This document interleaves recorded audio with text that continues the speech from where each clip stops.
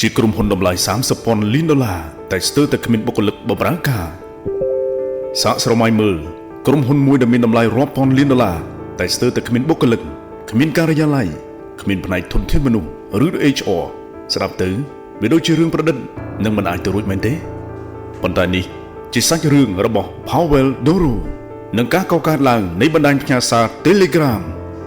វាត្រូវបានបង្កើតឡើងដោយសហគ្រិនដ៏ស្ងប់ស្ងាត់ម្នាក់ប៉ុន្តែមានភាពក្លាហាន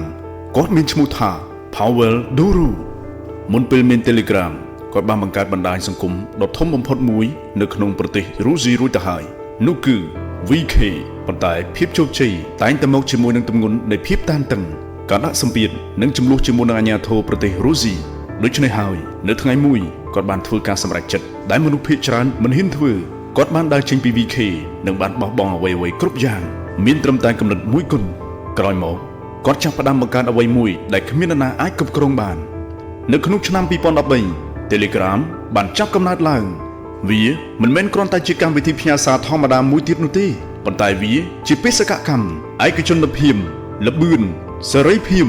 គ្មានការផ្សព្វផ្សាយពាណិជ្ជកម្មគ្មានការលក់ទិន្នន័យអ្នកប្រើប្រាស់និងគ្មានសម្ពាធពីសាជីវកម្មធំៗទាំងឡាយចំណុចដែលគួរឲ្យភ្ញាក់ផ្អើលបំផុតនោះគឺខណៈពេលដែលក្រុមហ៊ុនមានដូចជា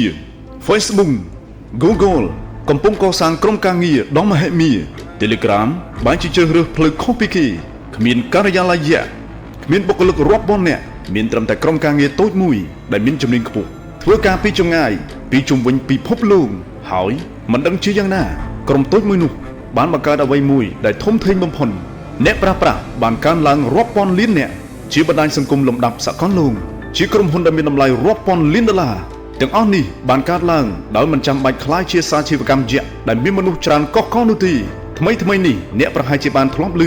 ឬថា Telegram មានបុគ្គលិកត្រឹមតែ30នាក់តែប៉ុណ្ណោះវាមិនមែនជាការពិតទាំងស្រុងនោះទេសប្តាហ៍ថ្ងៃនេះពួកគេមានបុគ្គលិកច្រើនជាងនេះប៉ុន្តែ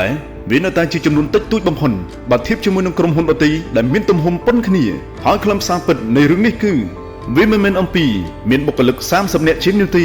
វាជាការបង្ហាញថាក្រុមតូចមួយអាចបង្កើតអ្វីដែលអស្ចារ្យបានយកដូចម្ដេចពីព្រោះនៅក្នុងពិភពលោកបច្ចុប្បន្នអ្នកមិនត្រូវការមនុស្សរាប់ពាន់នាក់ដើម្បីទទួលបានជោគជ័យនោះទេអ្វីដែលអ្នកត្រូវការគឺ